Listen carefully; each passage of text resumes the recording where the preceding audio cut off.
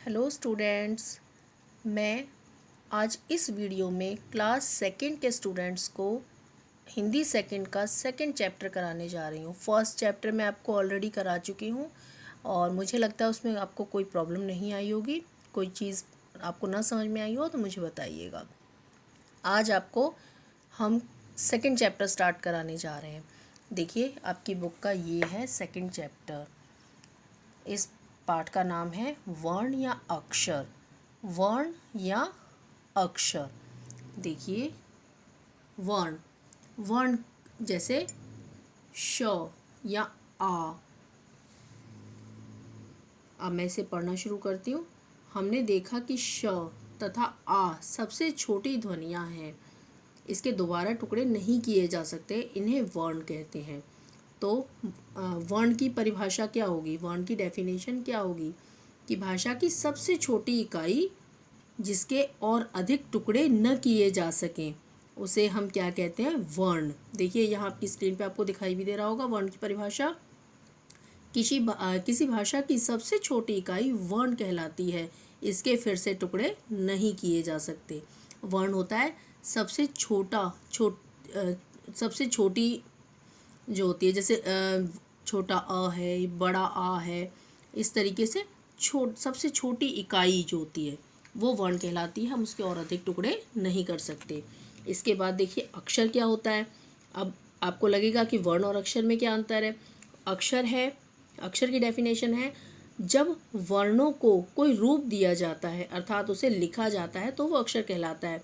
मतलब हम कुछ वर्णों को जोड़कर जब उसे कोई रूप दे देते हैं, जैसे रमन।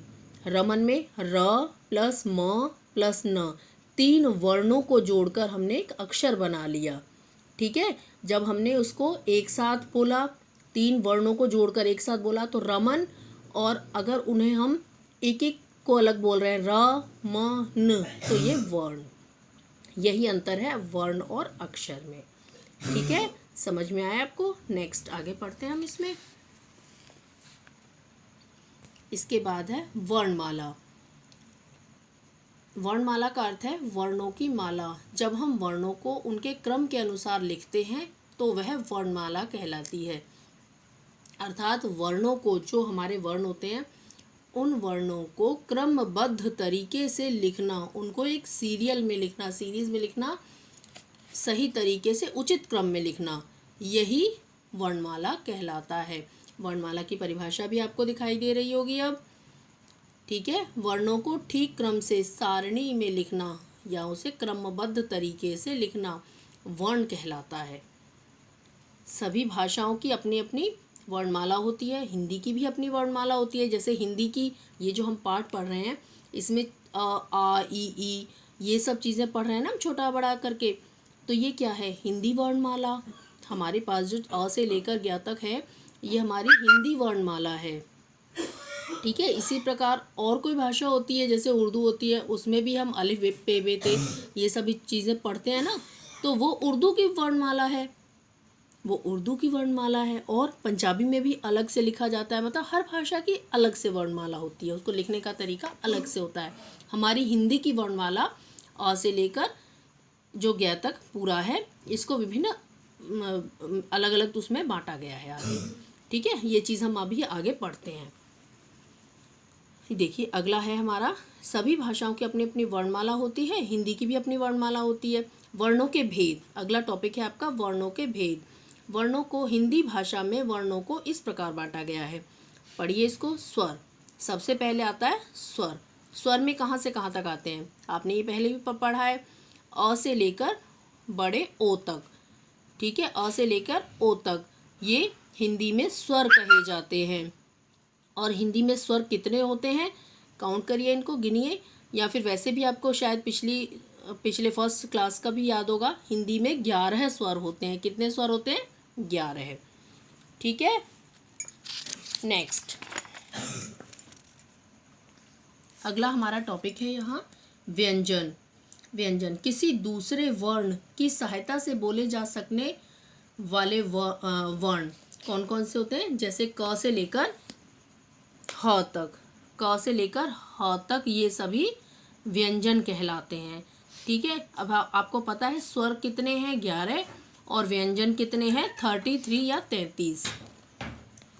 ठीक है, कहाँ से कहाँ तक है ये आपको सब दिखाई दे रहा होगा। हिंदी में देखिए, आगे देखिए इसको, हिंदी में 33 व्यंजन होते हैं। अब आगे पढ़ते हैं हम इसको। संयुक्त व्यंजन, हिंदी में 4 संयुक्त व्यंजन होते हैं। ठीक है, कौन कौन से आपको दिखाई दे रहे होंगे। श, अक्ष, त्र, ज्ञ, श्रमिक वाला जो श होता है ना वो, ये सब संयुक्त व्यंजन कहलाते हैं। इसके बाद हम पढ़ेंगे आयोगवाह। आयोगवाह में ये 3 होते हैं। ठीक है, जो अनुस्वार, अनुनासिक और विसर्ग के रूप में हम इन्हें पढ़ते हैं आगे। ठीक है, इसके बारे में अब मैं बताती हूँ आपको। देखिए, जैसे छोटी अंक वाली जो बिंदी होती है वो अनुस्वार। अनुस्वार क्या होते हैं, इसकी पहचान ये है कि इस वर्ण का उच्चारण हम अपनी नाक से करते हैं। मतलब इसको जब हम बोलते हैं तो नाक से बोला जाता है इन्हें। जैसे अक्षर कौन से बनते हैं इससे, जैसे कंगन, दंगल, जंगल। ठीक है, और इसी प्रकार अनुनासिक शब्द जो होते हैं वो उनकी क्या पहचान है, इन वर्णों का उच्चारण हम अपने नाक और गले दोनों से करते हैं। मतलब हम जब बोलते हैं तो हमारे नाक और गले दोनों से इनका उच्चारण होता है। जैसे कौन से शब्द होते हैं वो जो अनुनासिक होते हैं, कौन से होते हैं बेटा, मैं बताती हूँ आपको। चांद, चांद, आप बोल के देखिए, चांद, गांव, आंगन, ये शब्द ऐसे होते हैं जो अनुनासिक कहलाते हैं। इनका जो उच्चारण होता है वो हम अपने नाक और गले दोनों के द्वारा करते हैं। ठीक है, और विसर्ग, अब ये जो विसर्ग होती हैं ये क्या होता है, इनका उच्चारण हम ह की तरह करते हैं। मतलब इन्हें ह की ध्वनि में बोला जाता है। जैसे नमः, प्रातः, हम बोलते हैं ना, छः, नमः, प्रातः, इस प्रकार। तो ये देखिए आपका एक छोटा सा, यहाँ एक छोटा सा सेंटेंस है जिसको मैंने अच्छे से कोशिश की है एक्सप्लेन करने की। आपको इसका अंतर भी समझ में आ गया होगा, शब्द में मैंने बताए हैं तो आप उसको बार बार सुनकर समझ सकते हैं। ठीक है, इसके बाद विकसित व्यंजन कौन से होते हैं, ये दोनों विकसित व्यंजन होते हैं, ड और ढ। इन्हें कुछ शब्दों के शुद्ध उच्चारण के लिए विकसित किया गया है। इनका विकास है वो क्यों किया गया है, इनको क्यों बनाया गया है, ताकि कुछ शब्दों का हम शुद्ध उच्चारण कर सकें। जैसे झगड़ा, सड़क, लड़का, बढ़ई, ढूंढना, पढ़ना आदि। ठीक है बेटा, इसके बाद नेक्स्ट है यहाँ आगत वर्ण।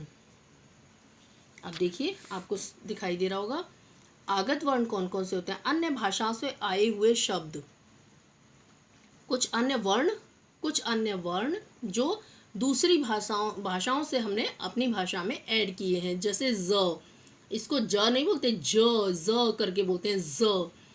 ठीक है, जैसे सब्जी, जमीन, जहाज, माफी, फकीर, सफाई। ठीक है, ये। और इसके बाद है नेक्स्ट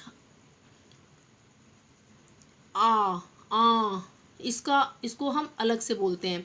देखिए इसके बारे में आप पढ़िए तो आपको, जब आप बोलेंगे इन शब्दों को तब आपको समझ में आएगा इसका उच्चारण और इसका जो अंतर है वो। देखिए इसके बारे में पढ़ते हैं हम। इसका उच्चारण आ तथा ओ से भिन्न है। मतलब ये आ या ओ के रूप में नहीं पढ़ा जाएगा। यह अंग्रेजी भाषा से आए शब्दों में प्रयोग किया जाता है। इसका प्रयोग कहाँ होता है, सिर्फ जो शब्द हमने अंग्रेजी भाषा से लिए हैं, मतलब जिन्हें हम इंग्लिश वाले वर्ड्स से हम ऐसे लिखते हैं, जब इंग्लिश वाले वर्ड्स को हिंदी में लिखते हैं तब इनका प्रयोग हम करते हैं। यह चंद्रबिंदु से भी अलग होता है। मतलब चंद्रबिंदु नहीं है ये, इसके बीच में बिंदु का प्रयोग नहीं किया जाता। इसके बीच में, चंद्रबिंदु में तो हम बिंदी लगाते हैं ना, बिंदी लगाते हैं, लेकिन इसमें हम बिंदु का प्रयोग नहीं करते हैं। जैसे शब्द कौन कौन से होते हैं वो देखिए। जैसे बॉल, हम बोलते हैं ना बॉल, अब ओ की आवाज़ आ रही है न तो ये आ है न ओ है। ठीक है, जो शब्द अंग्रेज़ी भाषा से हमने लिए हैं उनमें इनका प्रयोग किया जा सकता है। जैसे बॉल, डॉक्टर, ऑफिस, कॉलेज आदि। देखिए यही आपका चैप्टर था यहाँ तक। इस चैप्टर में, इस पाठ में हमने आपको पढ़ाया वर्ण या अक्षर के बारे में। ठीक है, ये भी आपकी डेफिनेशन आपको पता चल गई होगी। वर्णमाला को मैंने समझाया आपको, और इसके बाद अयोगवाह, अनुनासिक, अनुस्वार, ये सब चीज़ें मैंने समझा दी हैं आपको। यही आपका चैप्टर है। इसके बाद मैं आज आपको सिर्फ पाठ के बाद ये करा रही हूँ, आपके सही विकल्प पर निशान लगाइए, सिर्फ ये करा रही हूँ। कल भी मैं इसको सेंड कर दूँगी और ये चीज़ आप करेंगे, ठीक है। इसके बाद आगे बाकी सब चीज़ें आप बाद में करेंगे। Okay students.